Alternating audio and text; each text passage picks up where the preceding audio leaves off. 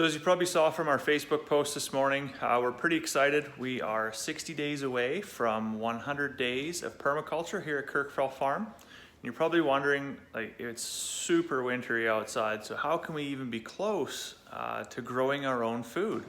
So we don't have a greenhouse here yet, but we do have a pretty good exposure to south-facing aspects, lots of glass in the front of the house. So we set up these seed trays and we've got pumpkins, we've got squash, we've got cucumbers, and dill, and what else we got here? Tomatoes, rainbow tomatoes. As you can tell, I don't really like tomatoes, but Carmen loves them, so each to their own, I suppose.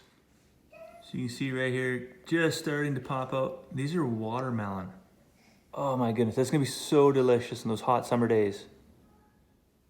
This one's cucumbers, but it's marked as pickles. So this is why it's important to make small changes at a time, observe, and then go from there. We did have some stress inside our coop. We made some adjustments to the sleeping arrangements. And now our egg production today, we have 17 eggs in the basket. So this is fantastic. Now we've dumped our fermented feed into the strainer pail. And you can see underneath, liquid's still draining out. And if we just dig in a scoop here in the bottom, you can see nice crumbly, soft texture. Be really easy for them to eat. You'll get a lot of moisture out of this as well, so you actually might see a little bit of reduction in how much water they're drinking every day, because they're going to get a lot of their water from the feed itself. And we still have this second batch here that we're going to leave just to cook for another day, and we'll drain it off tomorrow, and it'll be good to feed on the weekend. So we also got some sunflower seeds. Give the girls a treat here. They deserve a treat, don't they? We did do a little work here today. One of the things we noticed, the hatch to the coop is wide open, and the little dog Scout can get in there and terrorize the chickens. So that may be one of the causes of stress inside our coop. So we just nailed up the man gate a little bit better. Keep all the puppy shenanigans out of the chicken house. We got some black sunflower seeds here. We're just gonna give them a few handfuls, just a scratch feed. And I'm sure they'll enjoy it. Carmen built these out of 3-inch PVC pipe and 45-degree joints. And so we put grit in one, and in the other is just free choice for oyster shell, and the girls just help themselves whenever they want to. We're saying for months that this guy was a rooster, but we weren't really sure. And it wasn't until we got rid of the last rooster that all of a sudden he started doing that. So we have confirmation.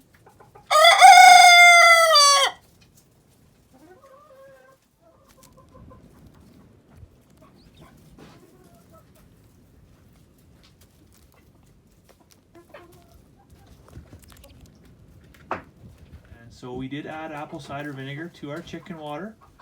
And so we will see how much they like it.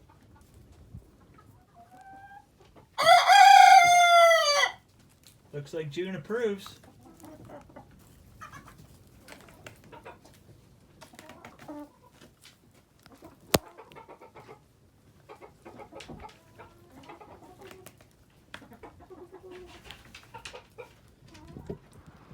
That doesn't look like any chicken I've ever seen before.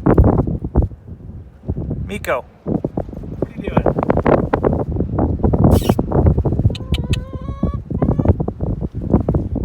Just chilling out under there,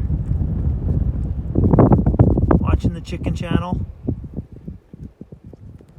So are you guys ready for 100 days of permaculture? You can go to work and stop being freeloaders. Hey there, little one. See, the thing with permaculture is we want to reduce our inputs, but where we do have inputs, we want to actually have a return.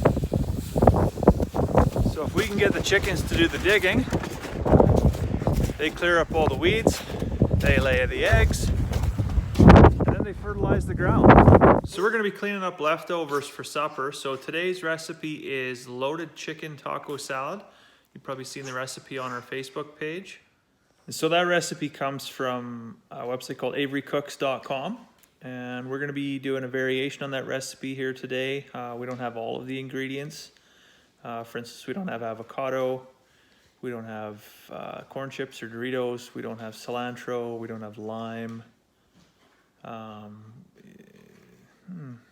think we're pretty much just going to be eating chicken and lettuce. A little bit of taco seasoning on it, but that's okay. It'll still be good. So we're going to leave the link to that recipe in the description down below. Please check it out. It looks pretty darn good.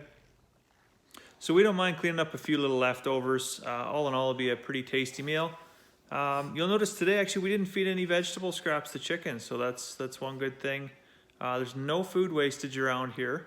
It's something we're pretty conscientious about, especially when there's 1.3 billion tons of food wastage in the world every year. So that equates to some 45 trillion gallons of water each year that's just wasted. And that's 24% of all the water used in agriculture. It gets used up on food that's just wasted. So we're pretty happy that we're able to have a zero waste cycle at the farm here. And whether it's something simple like eating leftovers or giving food scraps to the dogs, the chickens, pigs, something like that. And just being conscientious about not wasting food. You probably can't see that out behind me because everything's white, but it's actually started to snow here again. So we are 2 months away from 100 days of permaculture. Today we ordered enough seed potatoes to get us 300 pounds of potatoes at the end of the season. So we're really looking forward to it. So we'd really like to have you along for the journey as we go through this 100 days of permaculture. One way you can do that, go down below, hit the subscribe button. Even the sheep agree. But for now, hope you've enjoyed this video. Hope you have a great night, and we will see you next time.